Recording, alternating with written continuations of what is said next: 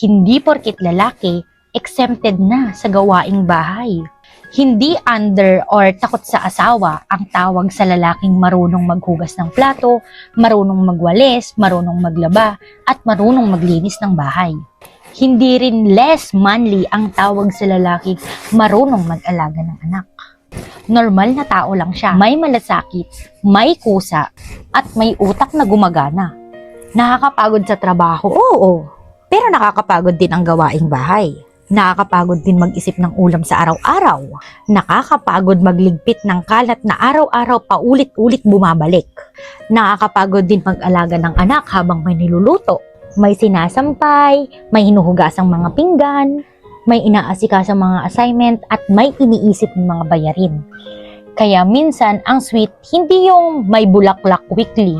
Ang tunay na sweet, yung kusa kang maghuhugas ng plato kahit hindi ka inuutusan. Ang gwapo, hindi yung nakaporma. Ang tunay na gwapo, yung marunong maglinis ng bahay. At ang tunay na lalaki, hindi takot humawak ng walis. Mas nakakatakot yung lalaking kahit nasa bahay na, parang bisita pa rin. Kakain, iiwan yung plato sa mesa. Maliligo, iiwan yung tuwalya sa banyo. Magpapalit ng damit, ilalapag na lang kung saan-saan. Tapos kapag pinagsabihan, sasabihin nila, pagod ako sa trabaho. Lahat naman pagod. Hindi lang ikaw ang may katawan. Hindi lang ikaw ang may iniisip at hindi lang ikaw ang may karapatang mapagod. Ang bahay, hindi hotel. Ang asawa, hindi katulong. Ang nanay ng anak mo, hindi parang robot na walang battery low. Kaya kung pareho kayong nakatira sa iisang bahay, pareho din kayong may responsibilidad sa bahay. Hindi yan tulong, bahagi yan ng pagiging buong pamilya. Kasi kapag ang lalaki nagluluto, hindi siya tumutulong, nagpapakain siya ng pamilya.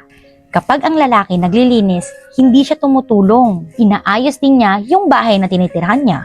Kapag ang lalaki nag-alaga ng anak, hindi siya tumutulong, ama siya. Asawa siya, kasama siya sa buhay at hindi lang siya display sa sopa. Kaya sa mga lalaki dyan na may kusa sa mga gawaing bahay, saludo ako sa inyo. Hindi dahil espesyal na kailangan kayong sambahin, kundi dahil naiintindihan nyo na ang tunay na pagmamahal hindi lang sinasabi. Minsan, nasa platong hinuhugasan, nasa sahig na winawalisan, nasa anak na pinapaliguan, nasa asawa na pinagpapahinga. Nasa bahay na sabay niyong binubuo at para naman sa mga lalaking ang tingin pa rin sa gawaing bahay ay para lang sa mga babae.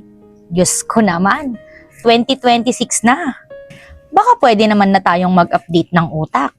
Dahil ang totoong haligi ng tahanan, hindi lang marunong mag-abot ng pera, kundi marunong din magdala ng responsibilidad mismo sa loob ng bahay.